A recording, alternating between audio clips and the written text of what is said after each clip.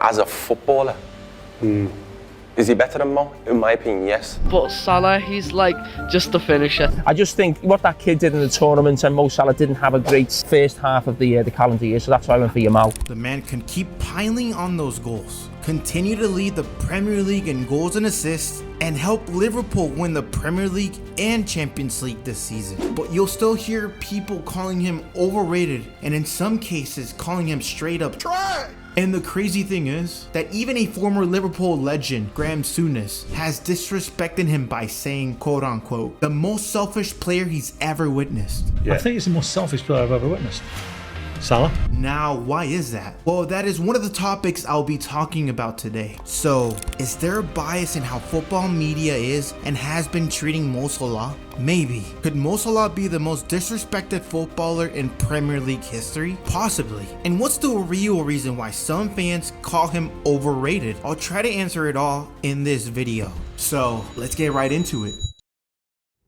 The world might never truly understand how good Mohamed Salah is. Maybe after he retires or leaves the Premier League. Maybe then we can truly appreciate his greatness. But season after season, he's always been in contention to win the Golden Boot. He did it in 2018, 2019, and again in 2021. And do you know what's funny? He's about to do it again. Well, he could if Haaland, Cole Palmer, and Alexander Isak randomly stop scoring. You get the point though, right? If he takes the Golden Boot now, it will be the 4th time he wins it, and he'll be the only player who's won the award the most in Premier League history, above Harry Kane, Alan Shearer, and Thierry Henry. Kinda crazy, right? And even if he doesn't get it, the fact that he's already in contention to be one of the best scorers in the Premier League could in fact tell you everything you need to know about Mohamed Salah's ambition to stay at the top. And to even make it more crazy, let's take a look at his stats. 19 goals and 13 assists. That legit looks like it's taken out of career mode in FIFA.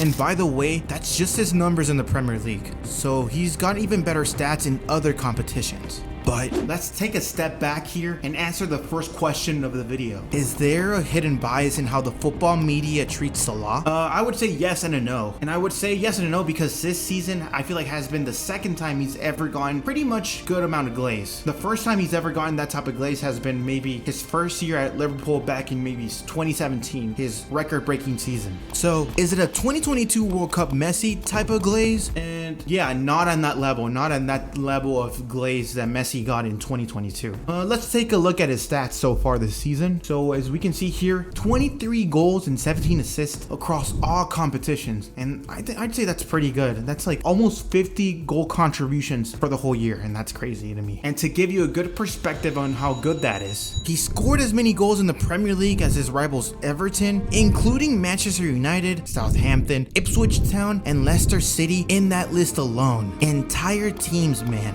How crazy is that? On top of these goals and assists, he's able to be among the 99th percentile of attackers and wingers in assists, shots total, and touches. Now, in past seasons, where he's also performed pretty well, it hasn't been the same type of love and appreciation. For a very long period of time, people called him a pen merchant. A pen merchant because he scores a lot of penalties? The reason that I don't like that argument at all is because it makes it seem like he was scoring 20 plus goals and penalties alone. And looking back at the statistics for every single year, that is not the case at all. I guess the people and the media kept on focusing on his penalties for one simple reason. They do not like him.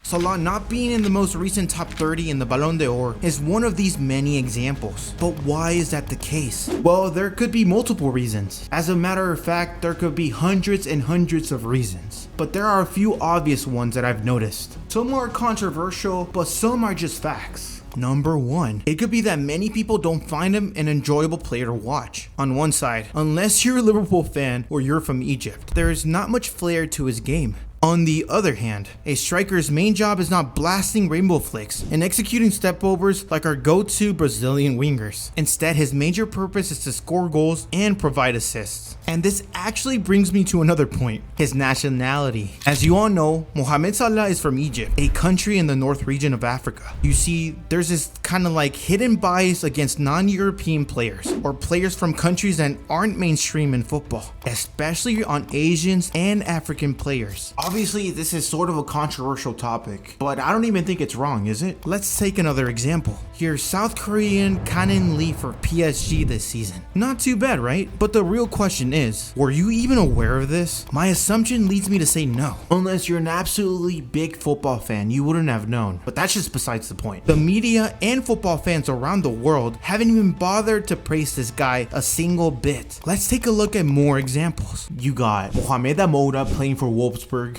Evan Gezan playing for Nice, and Wissa playing for Brentford. Not a single person talks about them, at least from the news stations that I watch or that I've seen. Why is that? Well, like I said before, and I think it's their nationality. It may sound like I'm yapping, which I totally agree, I do like to yap, but the fact is that this is all true. For Christ's sake, people have already picked Saka over Salah on an all-time Premier League wingers list. Because Saka's got more years left than Salah for the same money. And that actually drives me nuts. So points like this already tell me that people have biases towards players of certain type of nations. So it actually doesn't even surprise me. And of course, a new discussion has surfaced a lot on the internet lately, and that is Hazard or Salah. For me, it's super easy. It's Salah, and it's not even close. I could give you 3 good examples on why I would pick Salah over Hazard. And the first one is longevity. You can't really deny that Hazard had a better longevity career than Salah, just because I think Hazard retired at the age of 32 if I'm not mistaken, and Salah is already 33, 34, so you really can't compare that. The second one is the amount of goals scored in the Premier League. I know Salah is already in the top 10. I don't remember the spot that he's in, but he already beats him in that category. And the third one is just pretty much being in contention for the Ballon d'Or every single year, even though the media doesn't like to include him. What do you guys think? Leave your answers in the comments down below. So is he the most disrespected player in Premier League history? Yes, I believe he's the most disrespected player of all time. Unless you can name me another person, I'm not going to believe you. He scores and assists every single game, just for people to call him a pen merchant. And the thing is, people can't even use that argument anymore. I already explained that he actually doesn't score that many goals on penalties. But the new argument that people are making is that he can't actually dribble, which obviously isn't true. But as we can see here, that is not the case with these stats. And a new one that I've seen lately is that he drops stinkers and covers it up by scoring tap-ins and easy goals. While I can actually partially agree with this take, the weird thing is that every attacker throughout the world has easy tap-ins. So I think this is actually a weird thing to point out, or that people have pointed out. So as my conclusion, yes, Salah is the most disrespected player of all time. I wish he could have gotten the recognition much earlier, but I'm glad he's getting it this year. I'm glad he's in contention for the Ballon d'Or this year as well. At least a top 3 would be fine in my books. I'd be really happy if he gets a top 2 finish. Now, if you want to explore the male pretty privilege in football, click the link down below or up above. So yeah, that's pretty much it. I appreciate every single one of you guys. Let me know your opinion down in the comments below. I'd like to talk to you guys about stuff. In the previous videos, I've gotten a lot of hate from people, I guess, that are not liking my takes at all, which is totally fine.